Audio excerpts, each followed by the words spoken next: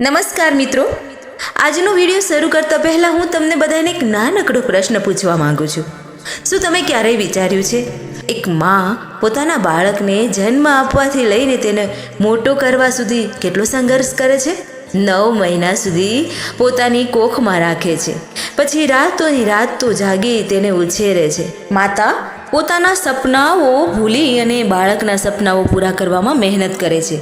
મિત્રો, માતાનો પ્રેમ શબ્દમાં સમજાવવો સરળ નથી, પણ આજે આપણે આગળ એવી હૃદયસ્પર્શી વાતો કરીશું જે સાંભળીને કદાચ તમારી આંખોમાં આંસુ પણ આવી જશે. તો વિડીયોને અંત સુધી જરૂર જોતા રહેજો, કારણ કે આ કહાની દરેક બાળકને પોતાની માતાની યાદ અપાવી દેશે અને દરેક માતાને પોતાનું બાળક યાદ અપાવી દેશે. મિત્રો, આ દુનિયામાં ઘણા સંબંધો છે, પણ એક સંબંધ છે જે કોઈ શરત વગર પ્રેમ કરે છે, કોઈ અપેક્ષા વગર પ્રેમ કરે છે અને પોતાના બાળકો માટે આખી જિંદગી બલિદાન આપે છે.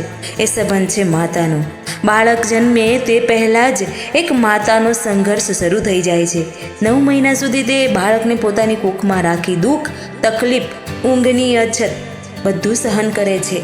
અરે ત્યાં સુધી કે બાળક જ્યારે ગર્ભ ધારણ કરે છે ને, ત્યારના શરૂઆતના મહિનાઓમાં તેના પેટમાં અન્નનો દાણો પણ ટકતો નથી. બસ ઉલટી ચાલુ જ હોય છે અને તે સમયે પણ માતા ઉફ નથી કરતી. અને જ્યારે બાળક 9 મહિના જ્યારે પૂરા કરે છે પેટમાં, ત્યારે છેલ્લા દિવસો તો એના માટે એટલા કઠિન હોય છે ને કે વાત ના પૂછો. તે છતાંય તે ખુશ હોય છે. તે એક પણ ફરિયાદ નથી કરતી, કારણ કે તેને ખબર છે કે તેની અંદર એક નવું જીવન ધબકે છે.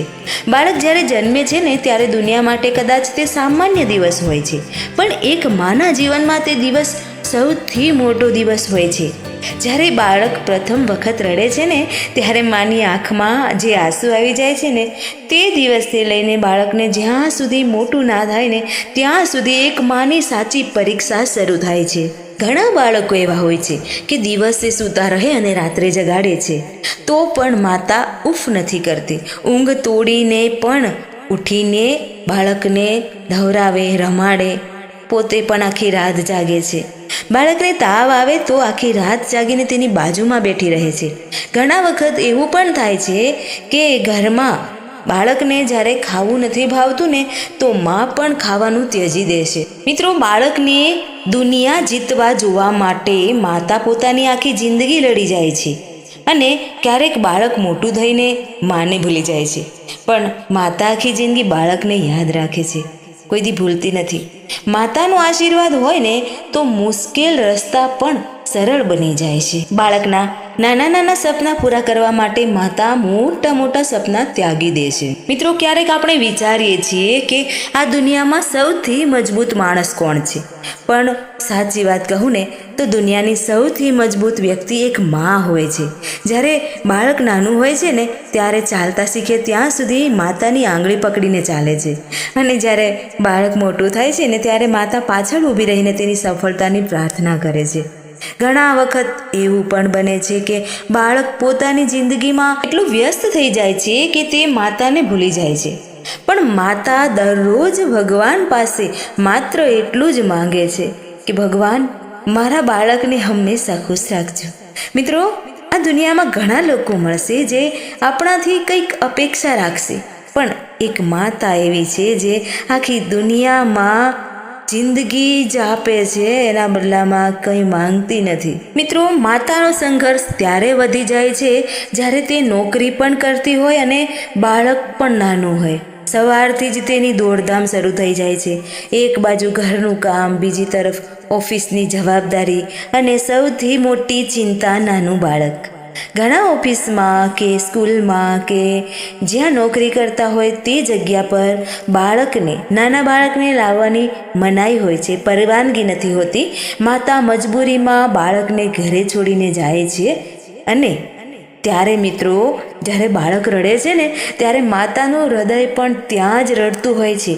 કેટલીક વાર એવું પણ બને છે કે જ્યારે માતાને બાળકને પેટ ભરાવીને દૂધ પીવડાવવા માટે સમય પણ નથી મળતો, પણ બાળક જ્યારે રડે ને, માતાને ઓફિસમાં બેઠા બેઠા થાન ઉભરાઈ આવે છે.